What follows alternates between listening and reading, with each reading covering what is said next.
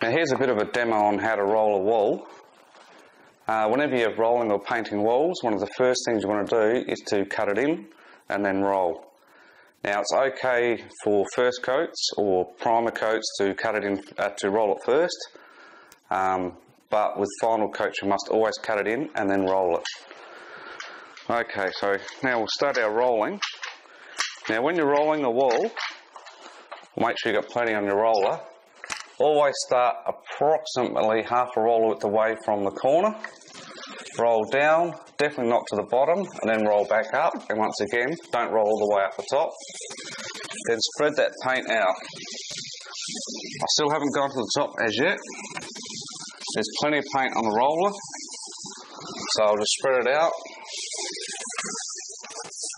And once you're happy that there's not a lot of paint left, that's when you can go right up to the top.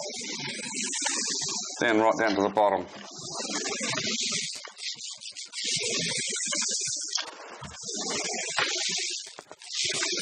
Like so. Now that's sort of rolled out, but I'll actually do one more dip. Now once again, I'll start roughly a roller width away from where I've just rolled. I'll spread the paint out a little bit, and then spread the paint back into what I've just rolled. And once again, as the paint gets less and less, that's when you can roll right up to the top and right down to the bottom.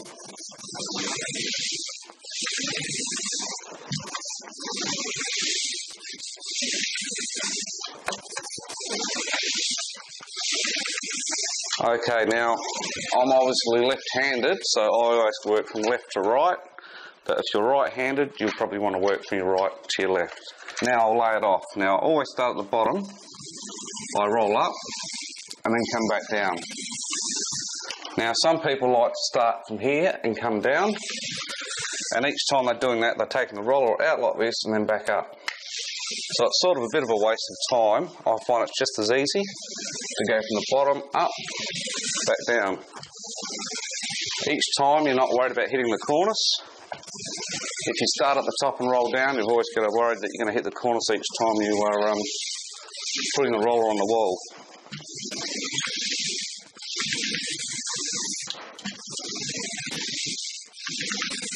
So now I've got to there. It's pretty well just repeat the same process.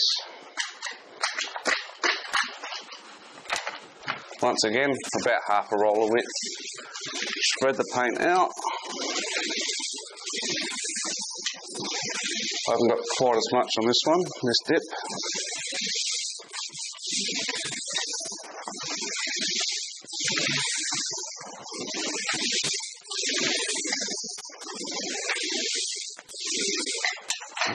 Just move my roller tray.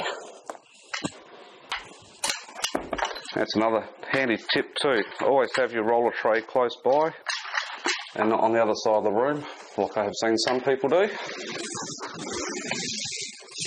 So as I said, once again, it was roughly half a roller width away.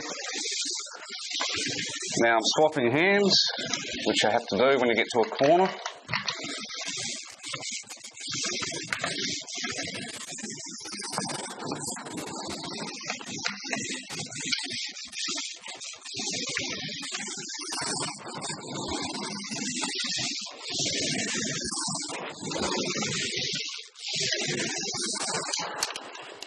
Okay, so now I've got to roll it all out. Now there's two ways. Some people will like to go back from that corner back into what I've just done. It's not going to over matter. And when you're rolling this out, it's only lightly. You're lightly going back over the wall just to flatten the texture out of the roller. This way you'll end up with a smoother and even finish.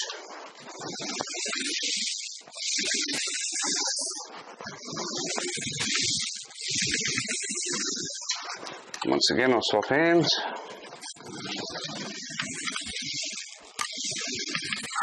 Oh, start again.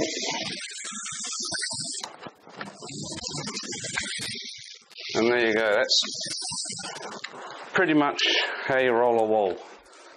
Oh, just another little tip that I forgot to mention is when you're rolling your walls, you'll notice how I was rolling in little sections. I rolled actually 2 and then I rolled back over it. At the moment it's quite cool, so I can get away with doing that. In fact, I probably could have rolled the whole wall and then rolled back over it, and it would have been fine. During warmer conditions, you may want to just roll one little section, then lay that section off, then start your next one and lay that one off, and obviously roll back into the one you've just finished. So yeah, it's just a little tip I've got to tell you, because obviously depending on weather conditions will depend on how you paint the wall.